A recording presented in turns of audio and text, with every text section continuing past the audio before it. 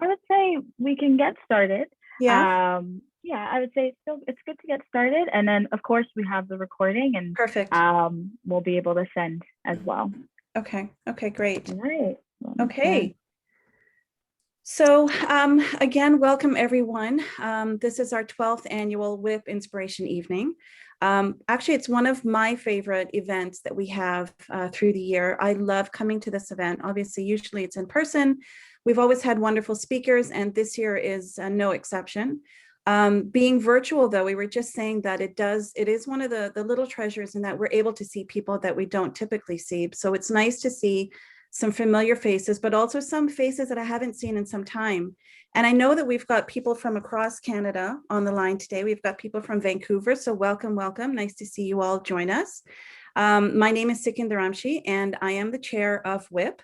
On behalf of WIPP and Providence Healthcare, I'd like to thank our keynote speaker, Munira Premji, and our moderator, Nicole Servinas, for leading tonight's discussion on hope and resiliency. Before we dive into our amazing program, just a moment to thank you all for being present with us this evening. I know this year has been challenging for all of us, but I really feel like we're seeing a light at the end of the tunnel, and we're grateful for the strength of our collective community.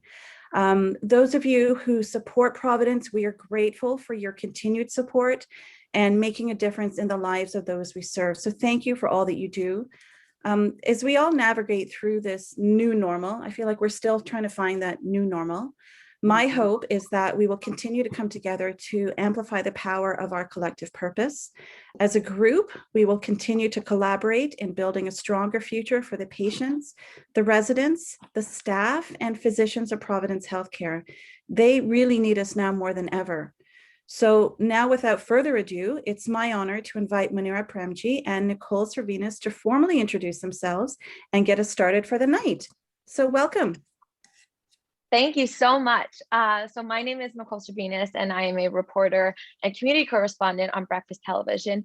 But we don't care about me. We care about the keynote speaker this evening. It was Munira Premji, and I'm sure all of you are very familiar with who she is. But for those of you who don't know, I want to say a little bit about her before she gets to tell her story. So I had the privilege of having a phone call, Zoom actually. We met a few days ago with Munira and Vanessa. And I mean, I knew that she was already an incredible human being, but then it was confirmed after the half an hour that we spent chatting away. Munira is the kind of woman whose presence and ray of light not only shines when you meet her, but it extends even virtually. You feel that with her. That's the kind of energy that she gives off. And I'm so excited for everyone to be able to hear her story, and for Munira, for you to share it with everyone tonight, because it will make a difference, let me tell you. Today also marks 1 year since we have declared that we were in a pandemic. And like Sigyn was saying earlier, this year has been, I'm sure, a roller coaster for many people of emotions and circumstances that everyone has gone through. And it's interesting because Munira had said, you know what, my journey is very similar to what everyone went through this past year during COVID, with a roller coaster of emotions, of pain, anxiety, exhaustion, feeling lost, relentless, heartbreaking, but then also a sense of community, a sense of love and support, almost a fresh start, and a new way of understanding one another that I think is kind of a refresh moment for everybody right now. So for those of you who also don't know, Munira is a human resource practitioner, an author, a podcast host, a wife, a mom to 2 grown, beautiful children, and soon to be grandmother, which is very exciting, a cancer warrior, a volunteer, and she says a work in progress. Although I don't know much more progress this woman could possibly have, honestly. She's the author of Choosing Hope, which we hope that everyone has a copy of right now, if not, and then you go out and buy it after today, because you're going to want to read this. It's called Choosing Hope, 1 Woman, 3 Cancers, listed by CBC as 40 works of Canadian nonfiction to watch for in 2020. And I'm saying this right now as a reporter on BT, it's one to read in 2021 as well. And she regularly shares her experiences on a blog, which I'm sure we're going to put in the chat. And if you want more information later, we'll tell you again. It's iwillsurvive.org with dashes in between. But enough about me. Take a look at this video.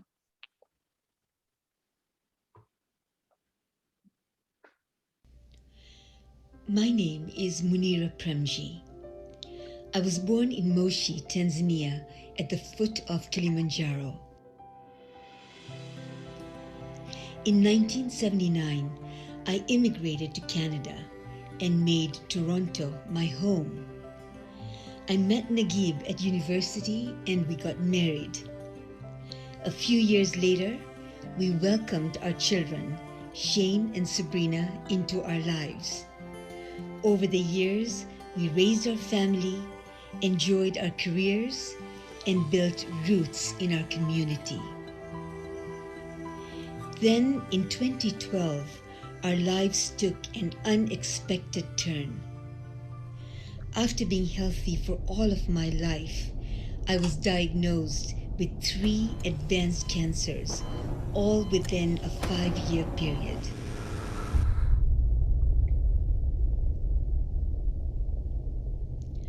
After the initial denial, grief, rage, and terror, I made the decision to accept the cancers and to find a way to not just survive but thrive through the challenges.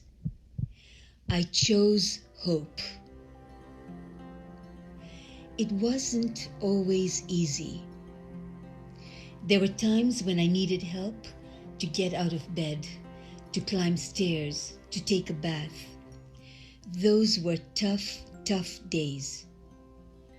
But choosing hope and holding on to it every day, even when tired or uncertain or making difficult decisions, enabled me to move forward and find strength. I have learned that hope is an attitude, a promise, a way of life. You can't always control what happens to you, but you can control how you choose to respond. When you choose hope, anything is possible.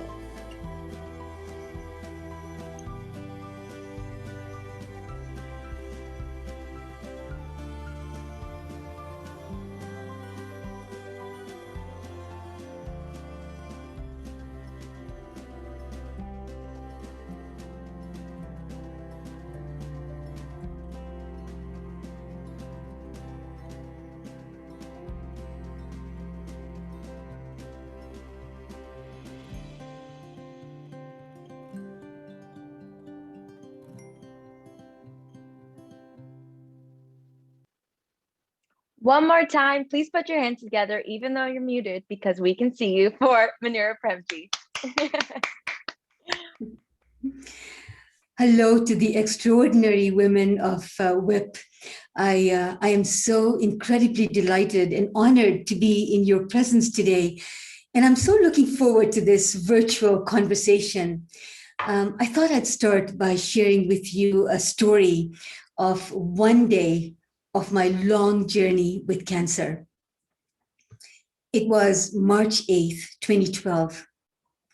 I was at Princess Margaret Hospital on the 2nd floor in Dr. Roger Tiedeman's clinic. Dr. Tiedemann is my oncologist.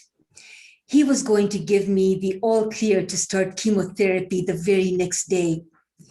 You see, a month before, I was diagnosed with 2 blood cancers, non-Hodgkin lymphoma and myeloma. I was fatigued and anxious to begin treatment. When Dr. Tiedemann looked at my blood results, he did a double take and I saw his face go all white.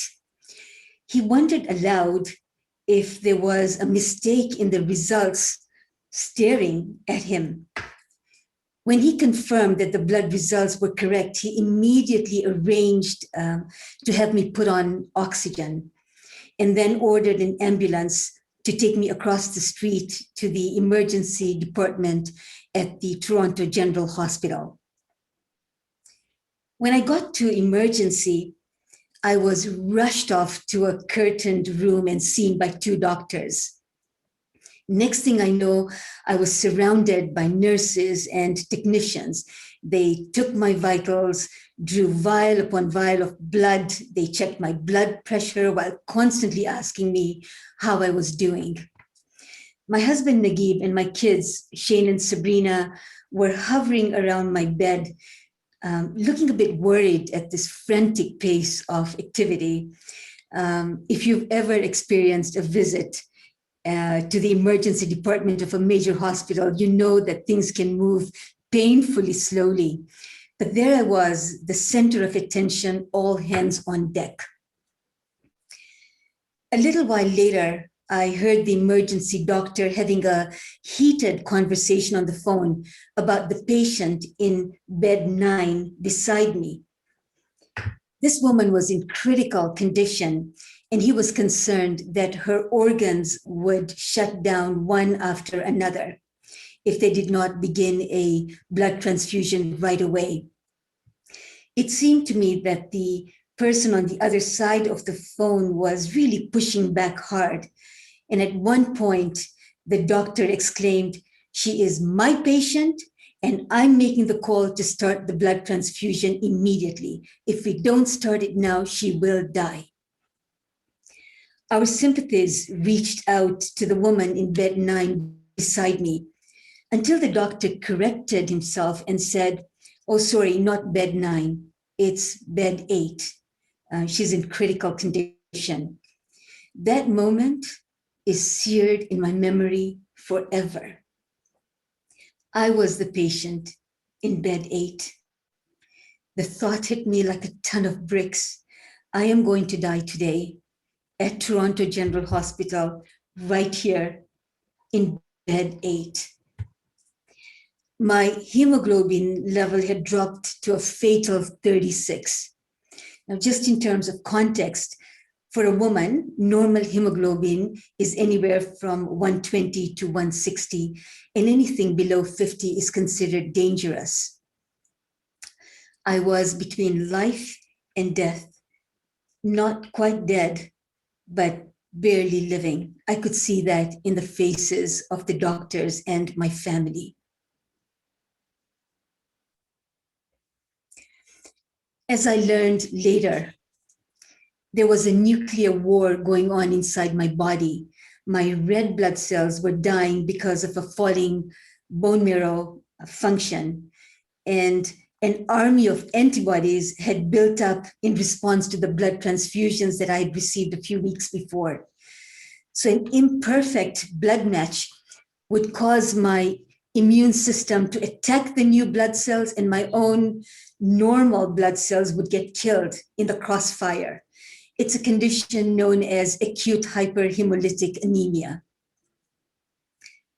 I was quickly wheeled to the ICU. The doctors explained that they would transfuse me with 4 units of blood. But this blood had not been fully cross-checked against mine because there was no time. That was the argument that the emerged doctor was having on the phone with the blood bank, because the blood bank wanted to fully cross-check the blood, but there was not enough time. The transfusion had to start immediately, otherwise I would die. But they couldn't be sure that the blood would be accepted by my body. Time was of the essence, and every moment mattered. They explained to my family that the first few minutes of each transfusion would be critical because my body would either accept it or reject it.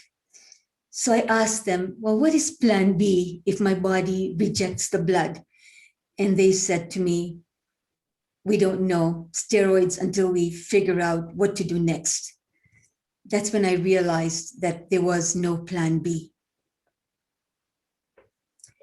It was when death's cold grip was at its closest that I fought so hard to live. I bargained with God. I told her to give me more time on earth. I told her that I wanted to see my daughter get married one day. I told her that I wanted to spend more time with my son, Shane. I told her that I was not ready to say goodbye to the love of my life, my husband, Naguib. I spoke to God for a long time that day. But the absurdity of the situation did not escape me.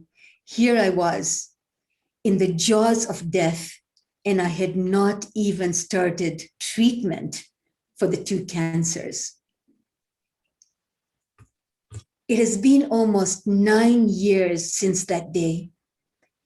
And against all odds, I have survived and thrived through those two advanced cancers.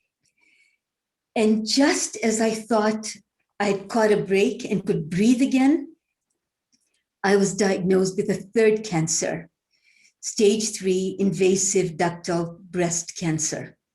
And my husband said, "Here we go again."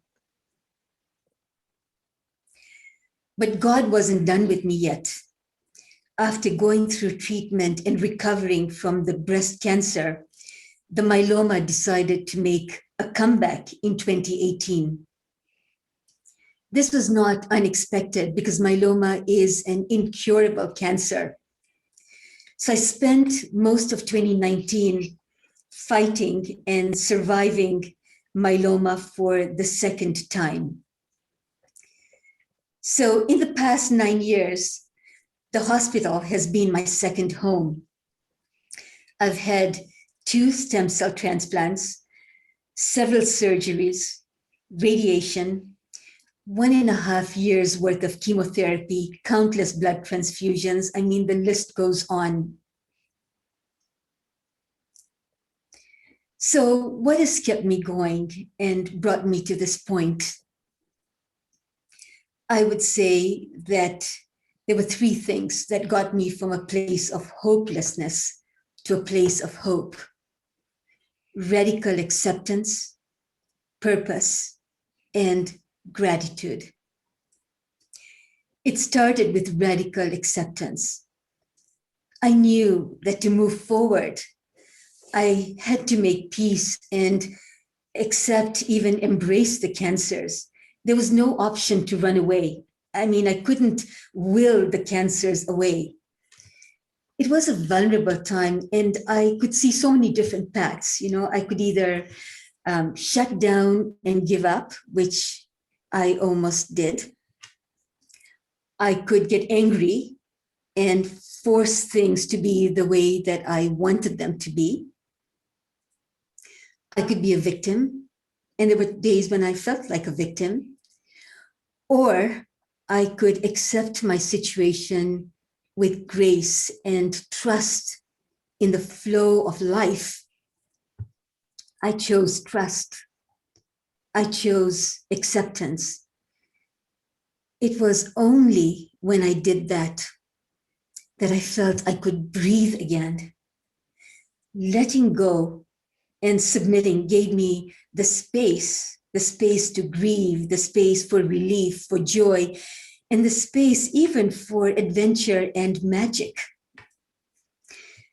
Acceptance allowed me to move forward, one halting step at a time.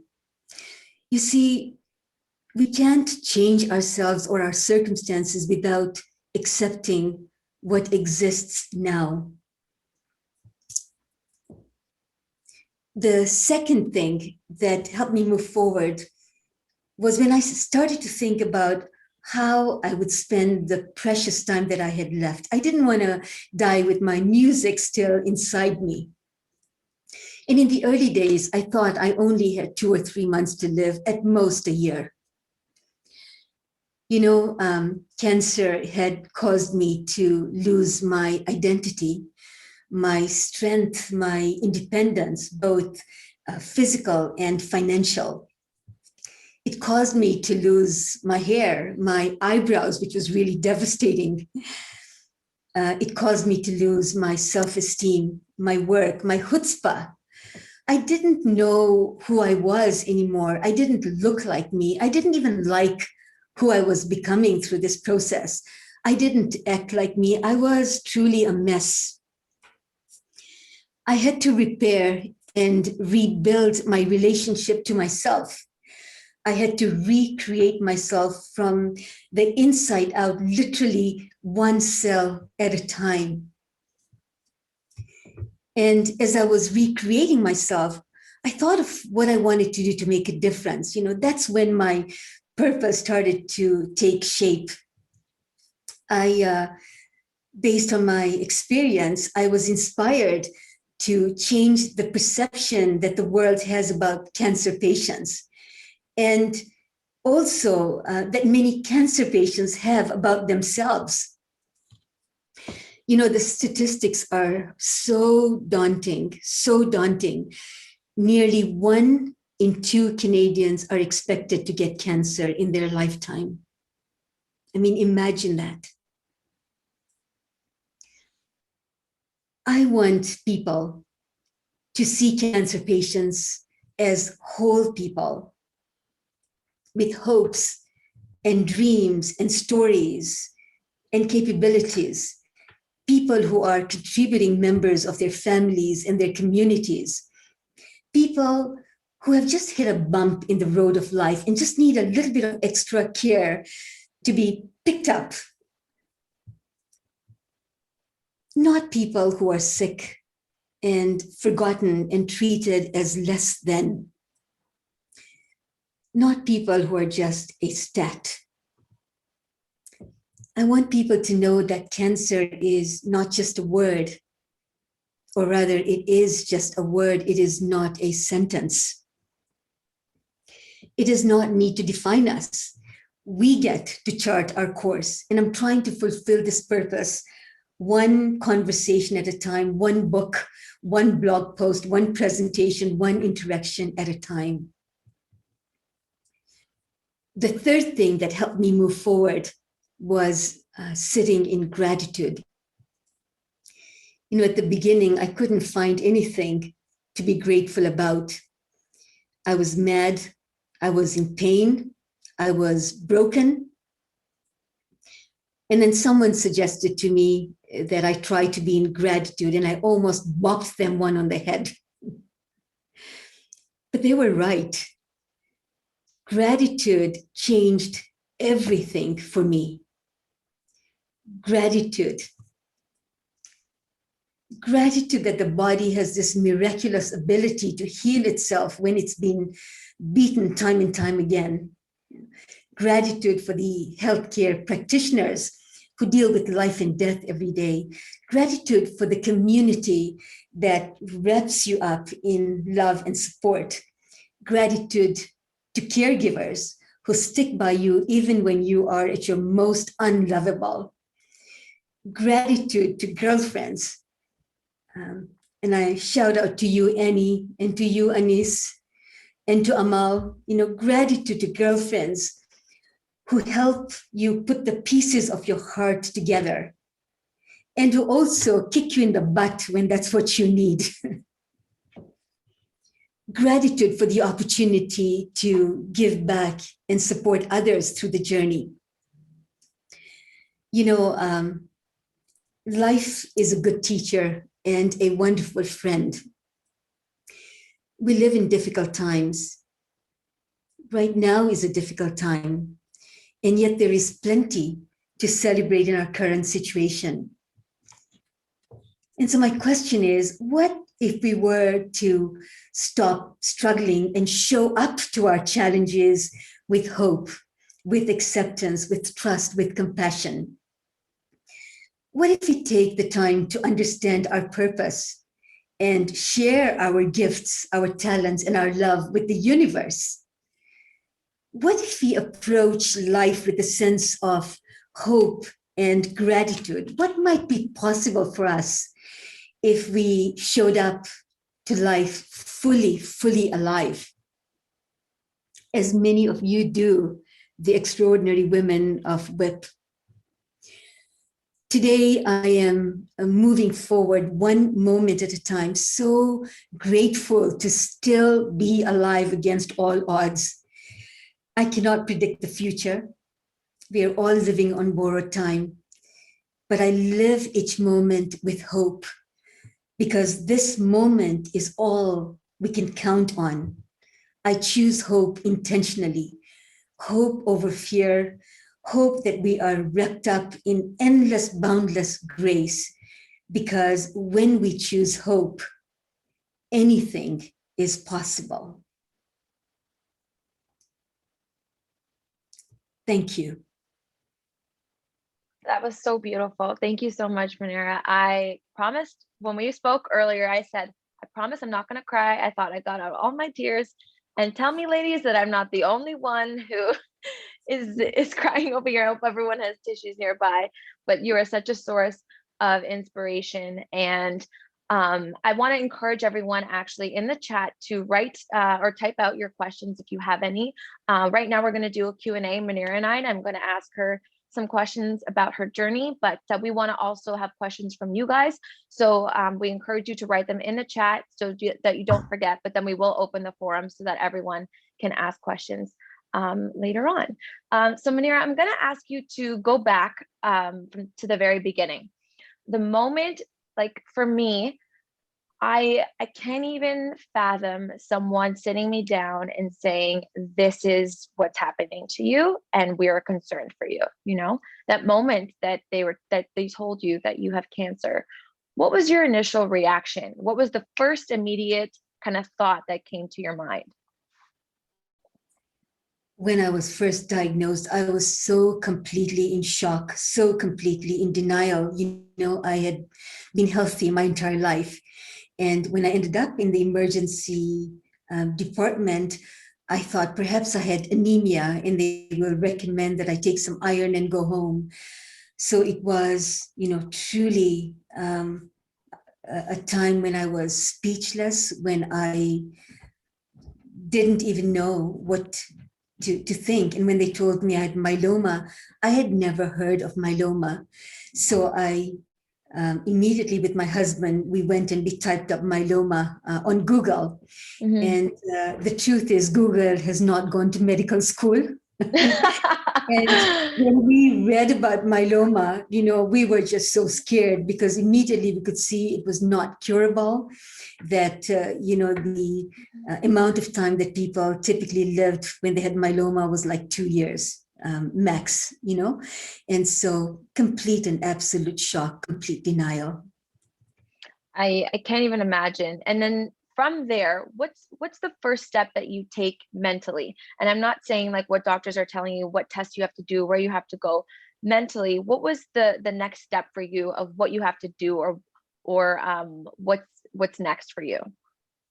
Nicole, that's actually a really interesting question because I have a story.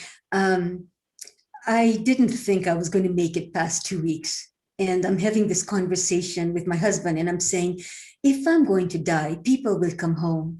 And I really have always wanted hardwood floors. So here I am. On the one hand, you know, in complete shock, in tears, you know, we're trying to figure this out. And on the other hand, I'm calling up friends saying, does anybody know anybody who can put hardwood floors, you know, in my home?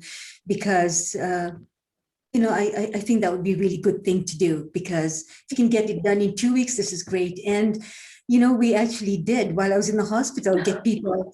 Oh my gosh, you really are Superwoman. Oh my you know, it was like I was trying to sort of compartmentalize, but that is a true story.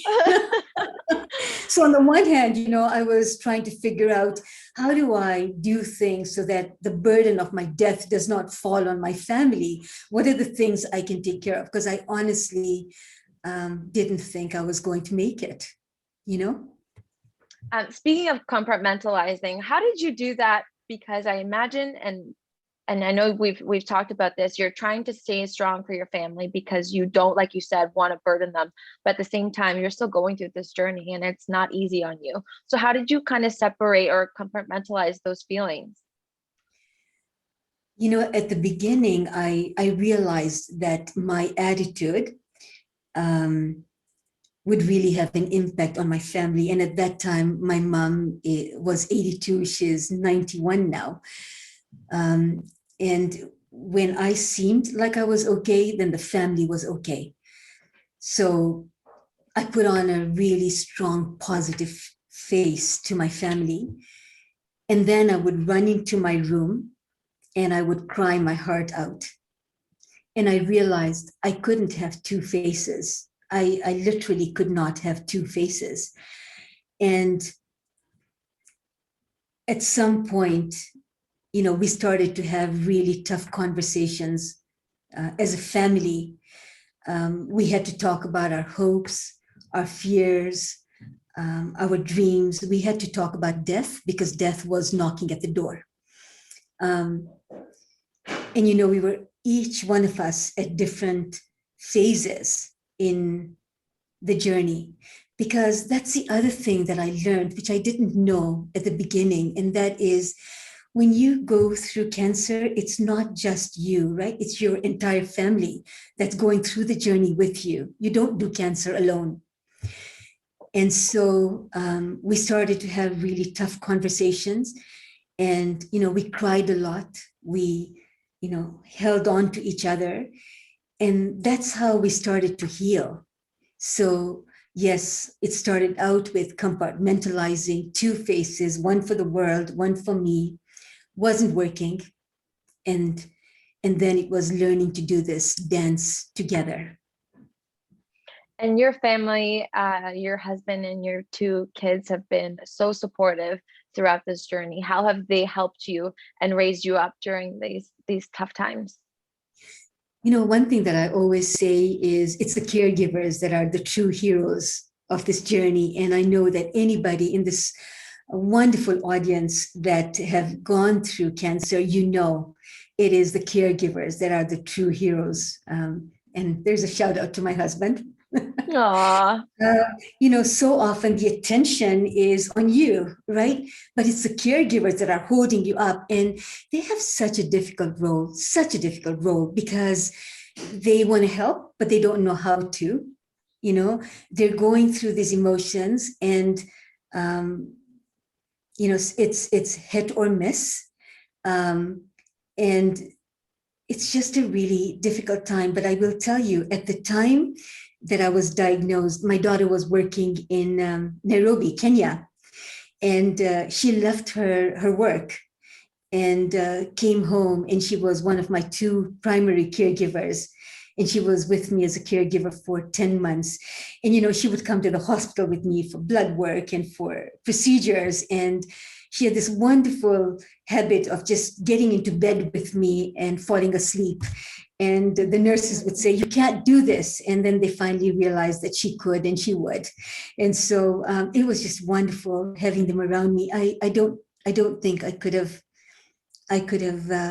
done as well without. When I didn't have hair, and there were days when I looked like an old man, because I would put on 20 pounds, and I was so flushed, and I had no hair, and I was so, I couldn't even see myself in the mirror. It was really difficult. And I have my husband saying to me, "You look beautiful. You are beautiful." What price do you put to something like that? Absolutely. And you also mentioned that alongside your family, you joined a support group, because that community, because there's one thing for people to support you who can't relate, but then there's another thing when people who are in your position or currently going through it understand how you're feeling, and that kind of support is also needed. Right. And so when I started to think about my purpose and how I could give back, I joined the Toronto Support Myeloma Group, and I'm on the executive of that group now. And it's a hopeful group. And Anis, who is one of the audience members, is also part of that group. And we really give a lot of hope to individuals who are going through myeloma. If they're in the hospital going through stem cell transplants, we will go and visit with them. I probably spend a good 3 hours a day on phone calls with people, who are just recently diagnosed, or with caregivers, just to say, "Hey, there's hope. There's hope. What do you need? Where are you at?" and help them through the journey. So joining that particular support group was probably one of the best things I did. And the other thing that the support group does is we get the best doctors to come out to our meetings to talk about what's going on in the field of myeloma, and so it's a wonderful way to kind of keep connected and know what's next, So I know, for instance, I had 2 stem cells that were kind of frozen for me to use. Now, both have been used. So there isn't a 3rd transplant I can rely on. So I know that the myeloma will come again because it's incurable. And I also know that there is so many advances in research that my doctors are very comfortable about what they will do when the myeloma does come back. So the support group was one of the best things that I did for hope, for networking, for support, for hugs. They are great huggers in that group. Oh, I can't even imagine. And I'm sending you a virtual one right now. Manira, for you say that like you have hope, right? And this is choosing hope is a conscious choice that you commit to. For a lot of people, and I even say for myself, it's very difficult to do that. It's not easy to be positive, to be hopeful and have faith in the unknown, right? For you, where did that come from within? Like, how did you get to that point of really following through with that 100%? Yeah, it so came over time. I mean, at the beginning and even now, it's not a one and done, right? So you choose hope intentionally. I choose hope intentionally. And then there are times when I will suddenly get a really bad result and I will go back down and I will feel really, a sense of sadness. I will feel, oh my goodness, I'm going to be a grandmother and my results are not looking so good. And will I be around, to see my grandchildren? So, hope is not one of those things that it's one and done. You choose it consciously. And, what I have learned, Nicole, is that when we live our lives struggling against the current, and forcing things to be as we would like to be rather than as they are. When we try to control everything, that's when we get stuck. But when we choose hope intentionally, and that's a question I ask myself all the time, whenever I'm in a really difficult situation, I'll say, what is hopeful about this? Then I find that we free ourselves to move forward, because what is the opposite of choosing hope? It's choosing fear. And where does that take us?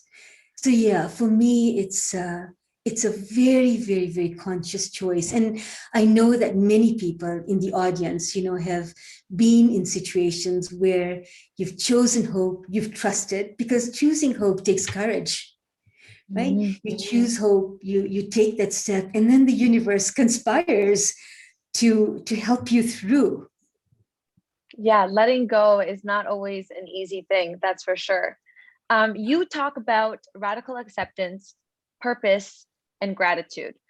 Manira, how can someone apply that mantra really to their lives each and every single day? So I think acceptance is really literally living our lives going with the flow, as opposed to fighting against the current, right? A purpose, I mean, this group of extraordinary women, the women of WIPP, you already have a shared purpose, right? Through Providence, you are making a difference in the lives of the most vulnerable. And really, when I think about you, and I'm just so humbled to be in your presence, the women of Providence. I mean, the incredible women, because I'll tell you, each one of you is passionate. Each one of you is dynamic. Each one of you is impactful. I mean, what is not possible for you individually and collectively? It's almost like, I don't know who said this, but somebody said that your somebody said something like, your life is God's gift to you, but what you do with your life is your gift to you, is your gift to God, So it's about really figuring out what is your purpose, what is it that lights you up, where can you best serve? And for the longest time I was stuck because I thought purpose meant big P purpose. I needed to open a school, or I needed to be president of an organization, or I needed to do something big. But purpose is literally how do I show up in the world? How do I best use my talents? How do I best use my gifts? And one way I find to determine what that is really, it's about looking at the why behind what you do. What is the why behind what you do? What lights your heart? And how can you do more of that and bring that into the world? How can you do it joyfully? And so I think this is a group that knows this well. And gratitude. Well, let me tell you about gratitude. I have a date with God every night, and it's something that I write in my book about. So every night when I go to bed, I have a 10-minute conversation with God. And one of the pieces is I talk to him about 3 things I'm grateful for. So when I was really very sick, I would say to him, I was able to take 50 steps today. Thank you for that. Or I was able to take a shower by myself, and I'm grateful for that. Sometimes it's like I was able to bake cupcakes for a neighbor, and she was so happy about that, and I'm grateful for that, right? And sometimes it was big things, like my myeloma is currently under control, so I'm grateful for that, right? So I started with 3 things, but gratitude is one of those things. It's so cumulative, right? It's so cumulative because gratitude begets gratitude. And, the 3 things became 5 things, became 10 things, became 20 things. And it would be so great to hear from this wonderful audience in the chat about what it is that you're grateful for, because I'm sure that, you live in gratitude, and it's just a beautiful way of keeping life whole. That's great advice that I think anyone can apply to their life, especially during this time, because we know that, besides anyone dealing with any sort of sickness, also people are very isolated and alone right now. And sometimes having that conversation or that hope or faith in the greater picture of things is relieving, right? You feel relieved when you that's why you hug someone, because you feel better. You feel relieved that you have that support. Manira, you mentioned earlier how and this makes me feel like it's easier to live the way that you do, is that it's not always on the rise. It's not always every day is easy to choose hope, and that every day is easy to do those 3 things and think positively and have faith. For you, in one of your maybe more dark moments, how did you wrap your head around those 3 things? What is and to help people coach when they're feeling at that lowest low, what's the first step that they can say to themselves, or maybe think of or realize to help them get out of that space? That is a beautiful question. One of the things that I did to help my family through the dark times is I'm an HR practitioner. And so I love models. And so I remember taking my family to our deck and saying to them, okay, I need to walk you through the change cycle. I need to walk you through the model of grief, right? And typically when you get setbacks in life, because you can't always control what life will throw at you, right? Although you have 100% control over how you will react. And so I shared with them the grief model, that when you are at the lowest of your low, right, you will go through the process. You can't do fake positive. You can't say everything is great and because that's not sustainable, right? And Right. so it's really around understanding that there's a process. You will go through, denial, and you will go through depression, and you will go through sadness, and you will go through this bargaining, where you will try to figure out what's working, what's not working. But the thing is, at some point, you need to come to acceptance, right? And so oftentimes, even now, when we are facing difficult situations, I'll pull the model out and I'll say, where is everybody sitting in this model? Right? Mm-hmm. And how do we move past it? So the idea is we can't stay there for too long. The idea is we need to pass through it. And depending on the severity of the situation, yes, it may take a year. If you've lost a loved one, if you've lost a job, if you've gone through a divorce, if you've gone through an illness, if you've gone through the death of a parent, who you're particularly close to, it's about self-compassion, right? It's about saying, hey, it's okay, I'm allowed to be sad. I'm allowed to feel this way. It's about being so compassionate. And what is it that I need to move forward? Does that help any?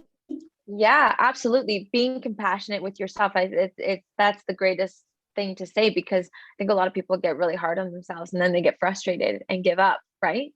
That's And like when sometimes people. what I do, sometimes what I do is I will ask myself in the third party, I will say to myself, what would 10-year-old Munira want right now? And sometimes 10-year-old Munira just wants cookies and milk and a nap, and so that's what you give yourself. So Yeah. sometimes it's literally about but the compassion, because we can be so judgmental, we can be so hard on ourselves.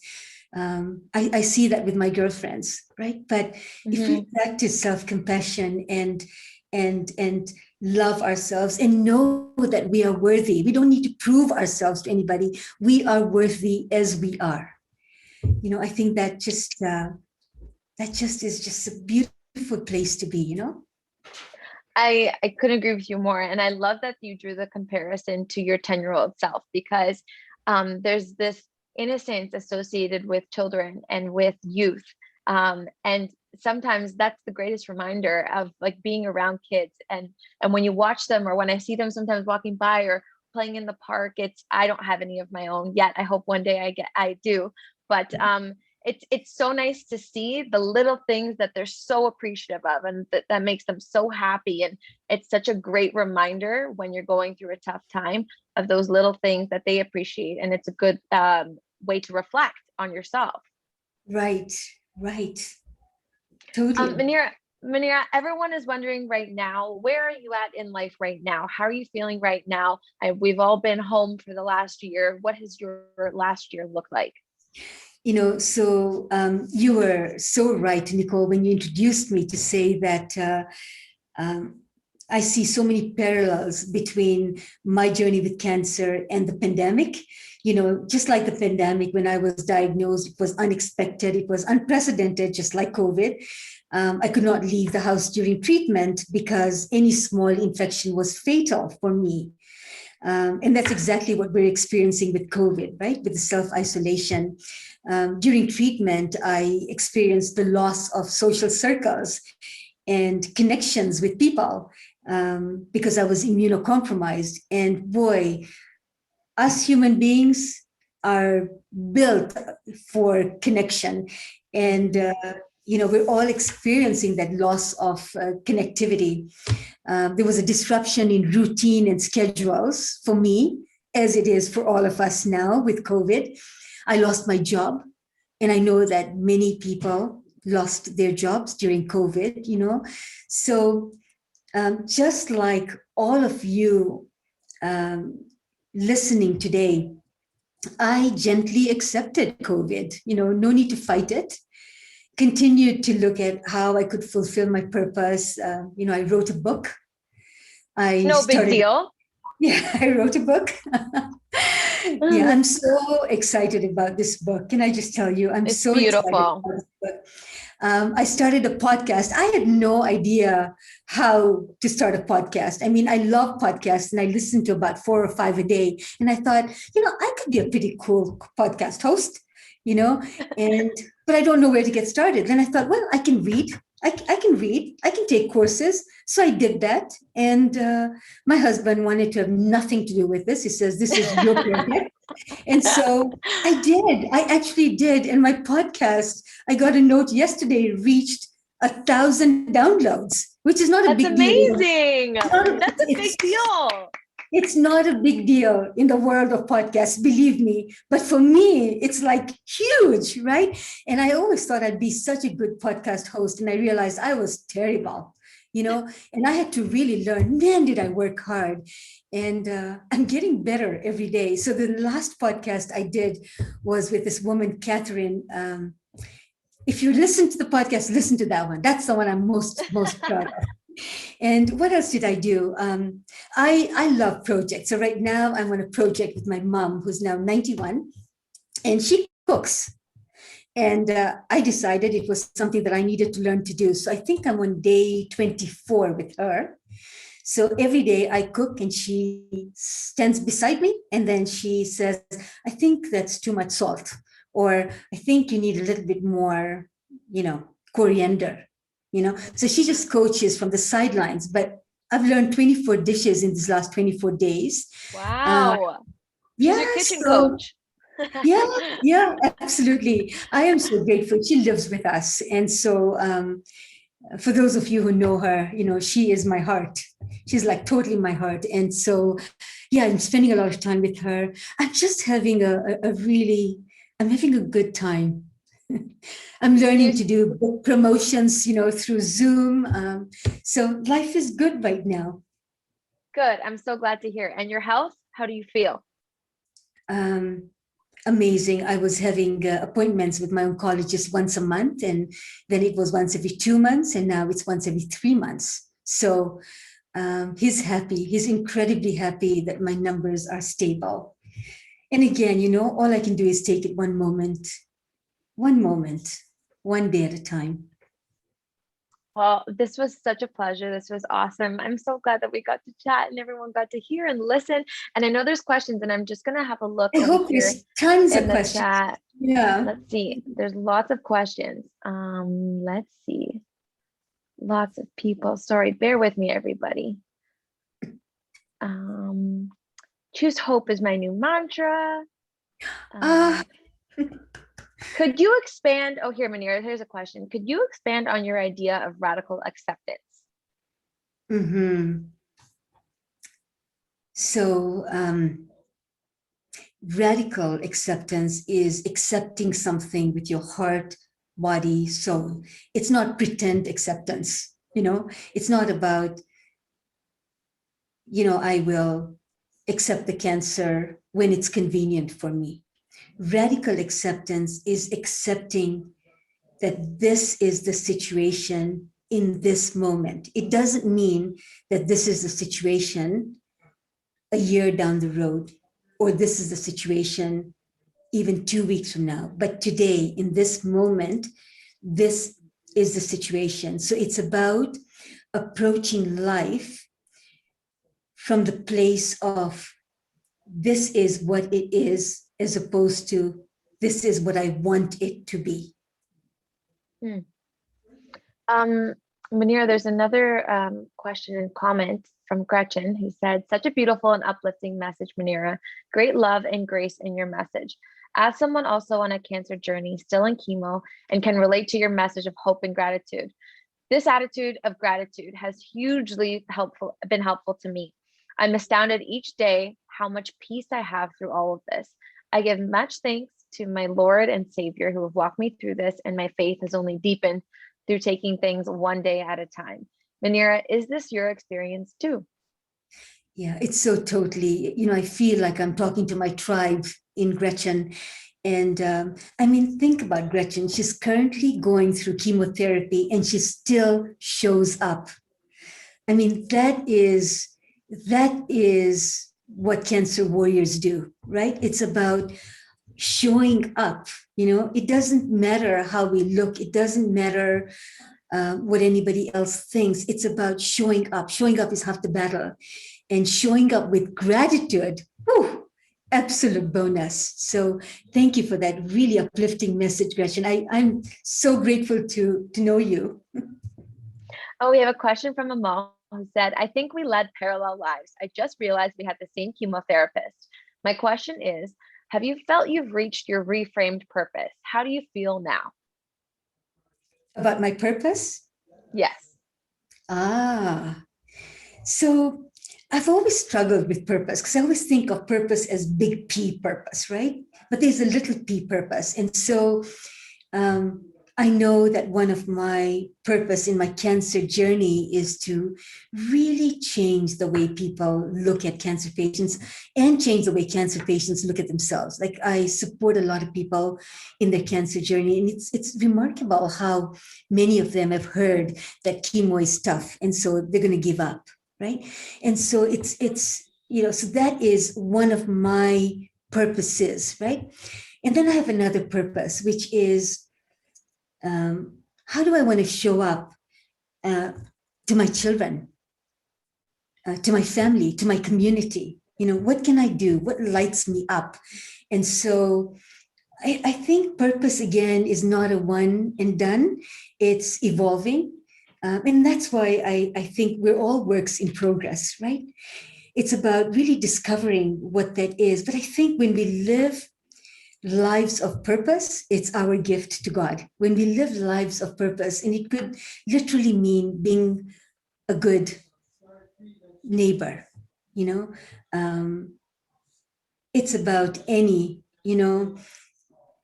I was going through difficult times, saying to me, hey, let's have breakfast together. And we do have a favorite breakfast place, and spending the time and making me feel whole. That's purpose, right? And so am I done with my purposes? Hell no. I'm continuing to explore. Yes, I'm continuing to explore what that looks like. Another question, Manira, is what is on your bucket list? What's still left? Because you've done it, you've written a book, you started a podcast. What's left on your bucket list of things that you have? I want to go to Spain and Portugal. Nice. I want to go see Stephen Colbert in New York live. I want to go to a Jason Mraz concert. He's so good. Yeah, I love his songs. I'd love my book to be on Oprah's, book club. Wish list, your book club. Yeah. Book list. I'd really like that. God, yeah, so many. I want to travel the world. I'd really like to do that. Yeah. And my bucket list keeps growing. That's good. That's a good thing. I'm just checking the chat one more time to see if there's any more questions. I know some people had to hop off. I think, does anyone have any other questions that they want to pipe in and ask? No? Okay, well then, you know what it's time for? When's your next book, Manira? When's your next book? When's your next book? So I've really thought about, what brings me joy. And this book was a labor of love, and I'm not prepared to put myself through that again. But let me tell you a little bit about my book. So the reason I love this book so much is because it talks about my journey with cancer, but it also talks about my journey from the perspective of my husband and my daughter and my son. And I got to tell you, those were tearjerkers for me, because I didn't know until we were writing the book what they were actually going through. Like Shane writes a chapter that just made me cry, and he wrote about how difficult it was for him. He was working as an investment banker here at CIBC in Toronto. And he wrote about how difficult it was for him to come to the hospital to see me because I just looked so sick. And it takes a lot of vulnerability to say that in a book, right? But that was his reality. you know. Sabrina writes pieces that are just so hard, it was very hard for me to read. And so um, Naguib writes about what it was like to be a caregiver. So the truth is, I don't think I can put myself or my family through this. So I'm not doing another book, but I'd love to hear when you've got a chance to read the book, what you thought of it. I wanted to raise something. One of the questions I'm asked very, very often is a question about resilience. What is resilience to you and how do you build it and stuff like that. So, Nicole, would you be comfortable if I talked about that for a bit? Of course, please do. And we also have another question after, so go ahead, please do. Okay. So, I never really thought of myself as being resilient. So when I was going through the breast cancer treatment, North York General Hospital had a campaign with Knixwear. So some of you may know that Knixwear makes bras and underwears. And so they had this campaign where they had 5 women, and I was so lucky to be chosen as one of the 5 women, where they had a bra and there was a word associated to the bra. So each one of us had to pick a word. And then they were going to sell this bra, and the proceeds of that was going to go to the hospital. So I actually have a Munira bra. Like, I actually have a That's Munira awesome. bra. So what happened is I told my story, and the Knixwear folks were around the table, and they said, "So what's your word?" And I said, "Hope." And they said, okay, they were not very enthusiastic. They said, "Come on, another one." And I said, "Family." And then I said, community. I was like, I said, "Strength." And they said, "That's taken." And then they came back and they said, "Your word is resilience. That's what your word is." And I said, "Oh, okay, I'll take it. I'll see what that brings for me." So I never really thought about it. And then I was talking to my friend Leila from Vancouver yesterday about today's presentation. And I said, "I'm sure somebody will ask me a question about resilience. And, how do you see resilience?" And it was so wonderful because we came up with this visual. So imagine if you're wearing pajamas or pants, right? And you've got this band or this elastic that's holding it up, right? So you don't really think about that elastic band because it's doing its job, right? And so resilience, I think, is like that. You don't wake up in the morning and say, "I'm going to be resilient today." You just don't do that, right? But when those pants fall off and you see your buttocks or you see your underwear, that's when it's like, whoa, I need to do something about this, right? So when life throws you curveballs and your pants fall off, right? And resilience comes to play. Does that not make such good sense? Yeah? I love it. So that's the best analogy. So that's when resilience comes into play. And that's when you start to figure out strategies for what is it that you need to do. Do you need to get a new pair of pants? Do you need to experiment and maybe get purple pants? Maybe you get shorter or longer pants, or maybe and so your underwear shows, and that's okay. You be compassionate about that, and you just find a way to get back on that saddle. So I just thought that was such a wonderful visual for me that I wanted to share that with you. I love that. I think that's great advice for people to take as well. We have a question from Catherine Manera. Can you elaborate a little as your journey to find your purpose in life? That's a tough one. Yeah, and the purpose one is something that I'm still trying to figure out, but I knew that I like people, right? I knew that I'm able to communicate with people. I knew that I have empathy when people are going through difficult circumstances, which, by the way, was a gift that cancer gave me. I was not particularly empathic before the cancer. Like, cancer, difficult as it has been, has also been a gift to me. And I don't like to call it a gift sometimes, because for me, it's a gift that keeps on giving. But, one of the gifts was, learning to not be sympathetic, but to be empathetic, to really be in someone's shoes, because I know what it's like to be on a wheelchair, because I was in a wheelchair for a bit. I know what it's like to slow down and do things slowly and have people rush by you, and you look at them and you think, don't do that. I was one of you, or, I used to pride myself on being the best multitasker the world had ever seen, and how I needed very little sleep, But cancer really taught me about self-care.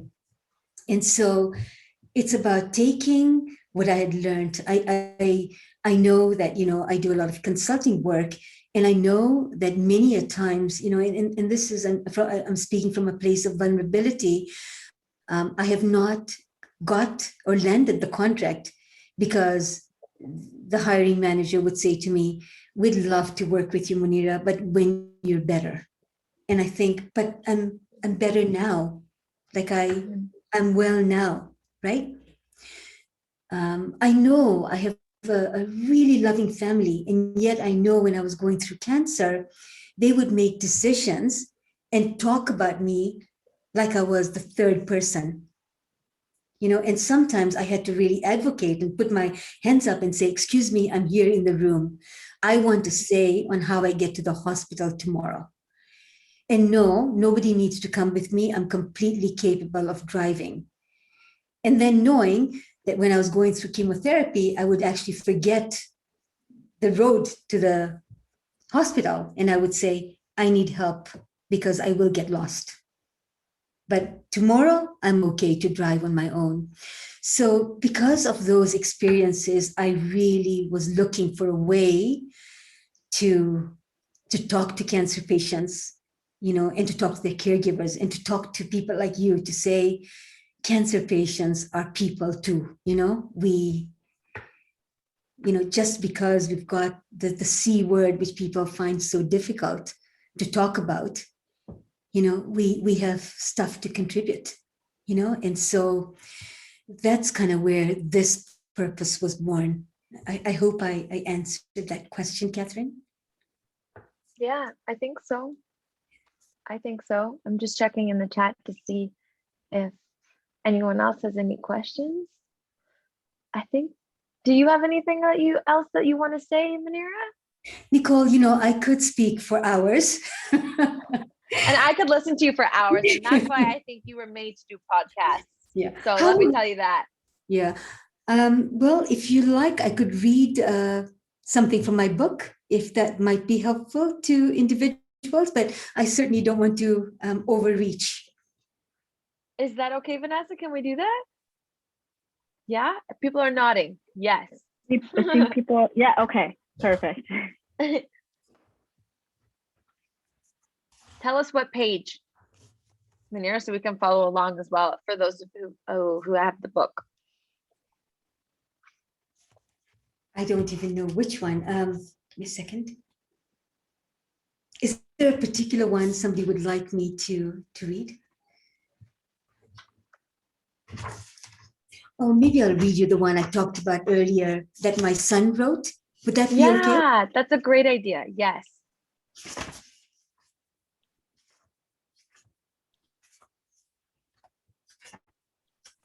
Now I have to find it.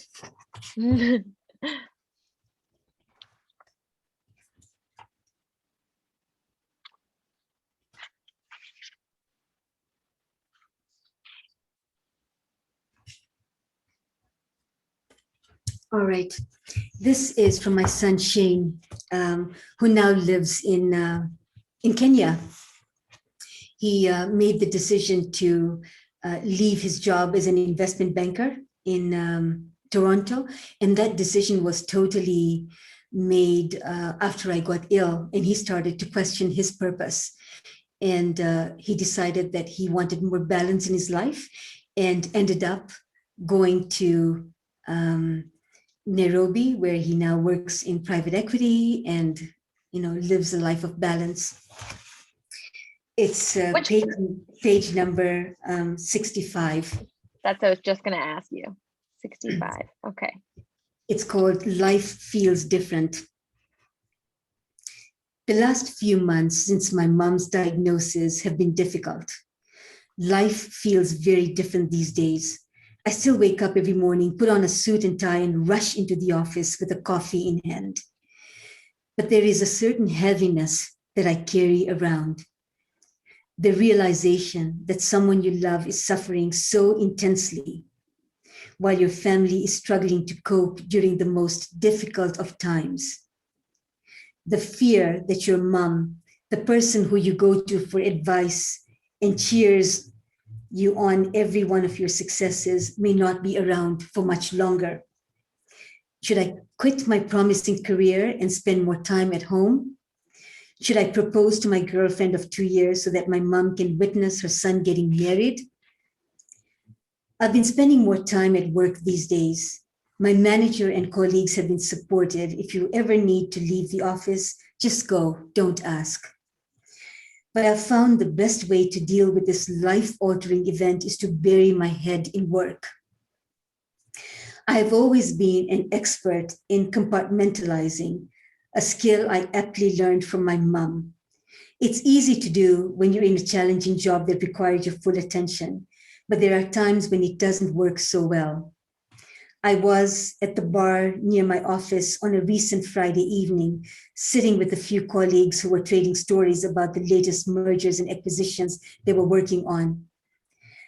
I was doing one last check of the board presentation at 1 a.m. when I noticed that he didn't deduct interest expense from the accretion analysis. That's Finance 101. I can't believe we hired him. So what did you do? Did you call him back to the office? I broke up the complaining with the humble request, guys, can we talk about something other than work? My associate looked surprised. What could be more interesting than gossiping about colleagues and bragging about how many hours you worked that week? To tell you the truth, I was a guilty participant. When you are working more than 70 hours a week, there is something strangely therapeutic about walking down to the bar on a Friday night, lost in a sea of expensive suits and designer handbags, and gossiping with colleagues. But the last few months have felt different. When friends talk about work, sports, or even the trials and tribulations of their love lives, I often sit there quietly.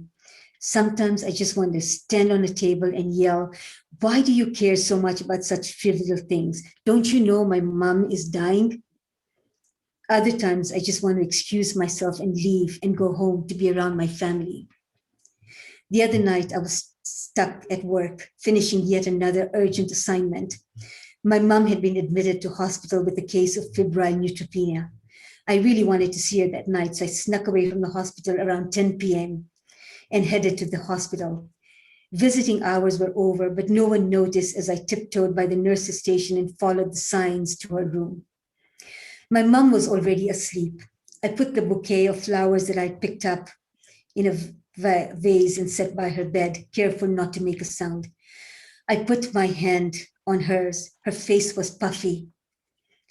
Her veins were bruised, but she looked peaceful in the moment. It's hard to compartmentalize when the very thing you're trying to compartmentalize is lying in a hospital bed right in front of you.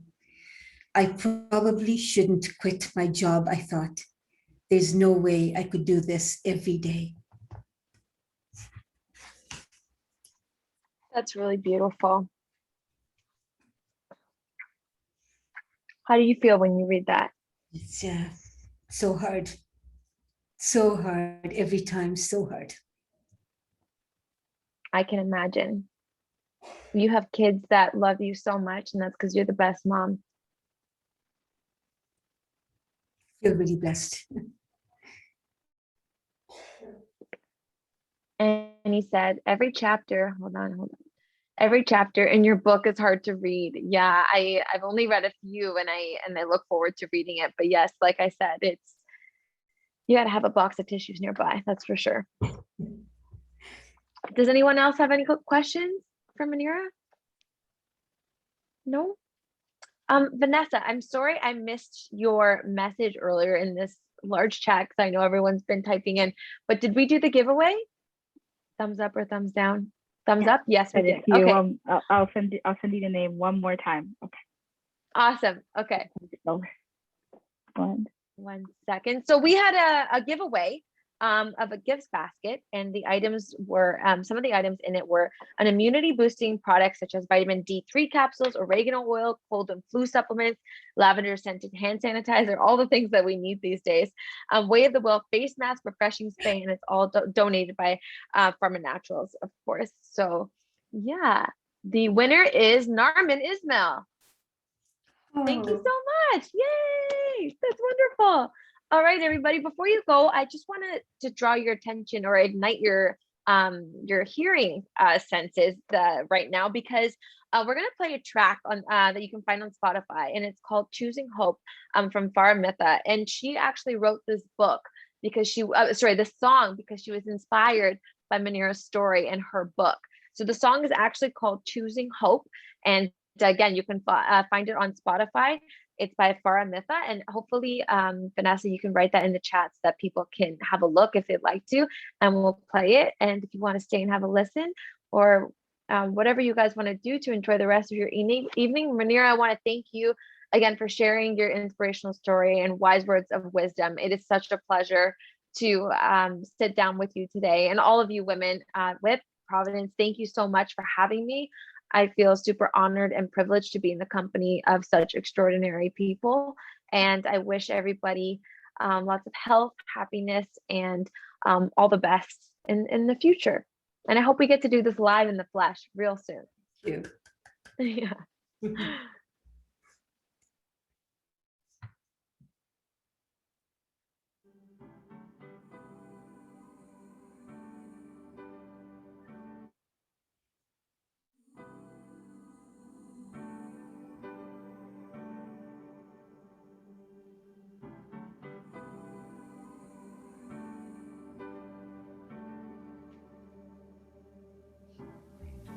Won the battle, looked them in the eyes, knew it wasn't over, we could celebrate the night.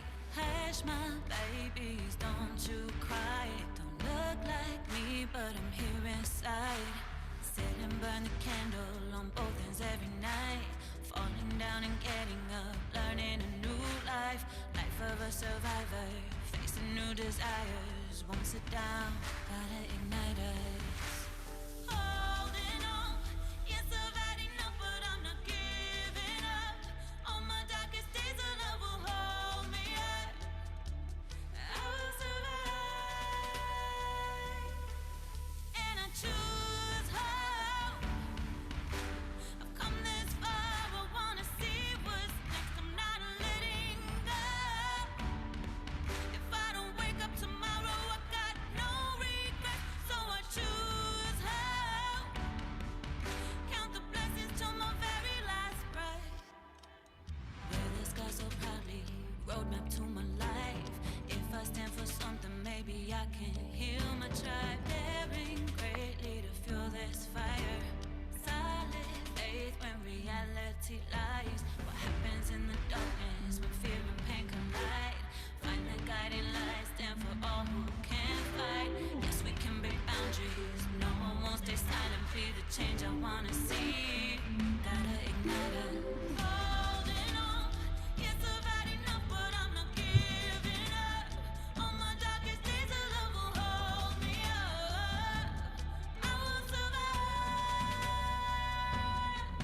and I choose hope. I've come this far, I wanna see what's next. I'm not letting go. If I don't wake up tomorrow, I got no regrets.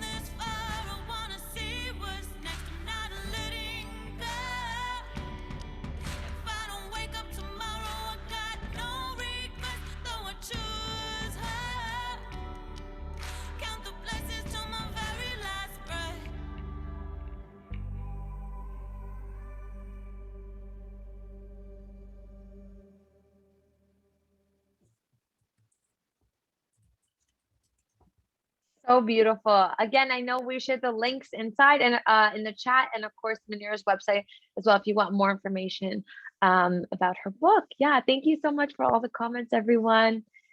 Sending you so much love. Thank you, Manira. Thank you. Thank you. That was beautiful.